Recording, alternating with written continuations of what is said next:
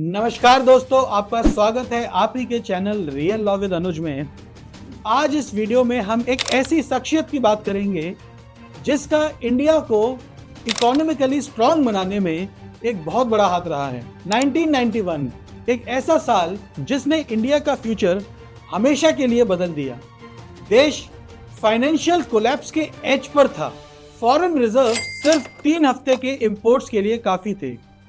महंगाई बढ़ती जा रही थी और इंडिया अपनी हिस्ट्री का सबसे बड़ा इकोनॉमिक क्राइसिस का सामना कर रहा था। लेकिन तब एक आदमी एक विजन और डिटर्मिनेशन के साथ आगे बढ़ा जिनका नाम है doctor Manmohan Singh, the then prime minister of India. आज हम एक्सप्लोर करेंगे कि कैसे डॉक्टर मनमोहन सिंह, जो इंडिया के इकोनॉमिक लिबरलाइजेशन के आर्किटेक्ट भी हैं, उन्होंने देश को फाइनेंशियल क्राइसिस से बचाया और एक ग्लोबल पावर हाउस बनने की राह पर चला दिया। लेकिन उनका योगदान सिर्फ एक क्राइसिस तक सीमित नहीं था। चलिए उनकी लाइफ और लेगेसी के बारे में और ज्यादा जानते हैं। डॉक्टर मनमोहन सिंह का जन्म 26 सितंबर 1932 में हुआ और उनका दुनिया के एक मोस्ट रेस्पेक्टेड इकोनॉमिस्ट बनने का सफर ट्रूली इंस्पायरिंग है। डॉक्टर सिंह ने बचपन से ही एकेडमिक्स में एक्सेलेंस दिखाया। उन्होंने अपनी higher education Punjab university, Cambridge and Oxford से कंप्लीट की और एक ब्रिलियंट इकोनॉमिक्स के रूप में अपना पूरा नाम बनाया। ऑक्सफोर्ड में उनकी डॉक्टरल थीसिस इंडिया की एक्सपोर्ट कॉम्पिटिटिवनेस पर थी, जो उनकी करियर डायरेक्शन डिफाइन करने वाली थी। पॉलिटिक्स में एंटर करने से पहले डॉक्टर सिंह ने एक इकोनॉमिस्ट और पॉलिसी मेकर के रूप में एक रिमार्केबल करियर बिल्ड किया। उन्होंने chief economic adviser, Reserve Bank of India के गवर्नर और प्लानिंग कमीशन के डेप्यूटी चेयरमैन जैसे की पोजीशंस पर काम किया है। इकोनॉमिक पॉलिसीज हैंडल करने का एक्सपीरियंस उन्हें 1991 के क्राइसिस से लड़ने के लिए परफेक्ट चॉइस बनाता था। अब चलिए 1991 के वो मोमेंट्स याद करते हैं जिसने डॉक्टर सिंह के लीडरशिप को टेस्ट किया। Prime minister PV Narasimha Rao ने उन्हें फाइनेंस मिनिस्टर अपॉइंट किया और डॉक्टर सिंह ने बोल्ड रिफॉर्म्स इंप्लीमेंट करने में बिल्कुल टाइम वेस्ट नहीं किया।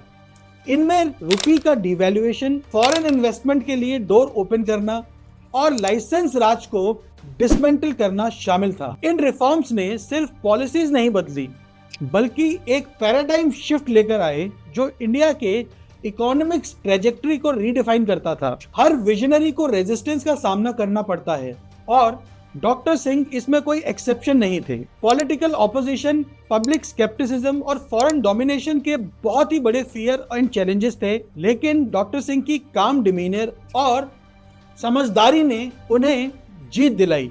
रिफॉर्म्स पर उनका कन्विक्शन हमेशा स्ट्रांग रहा। डॉक्टर सिंह की जर्नी 1991 के रिफॉर्म्स के साथ खत्म नहीं होती।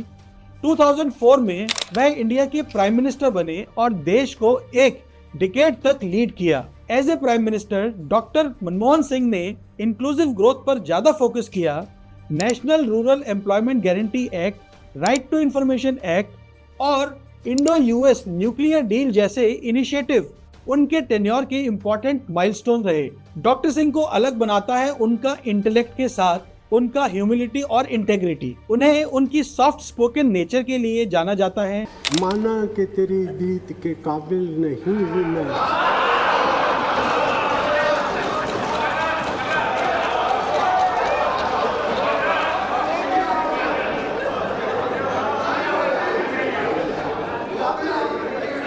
माना कि तेरी दीद के काबिल नहीं हूँ मैं, तू मेरा शौक तो देख, मेरा इंतजार देख।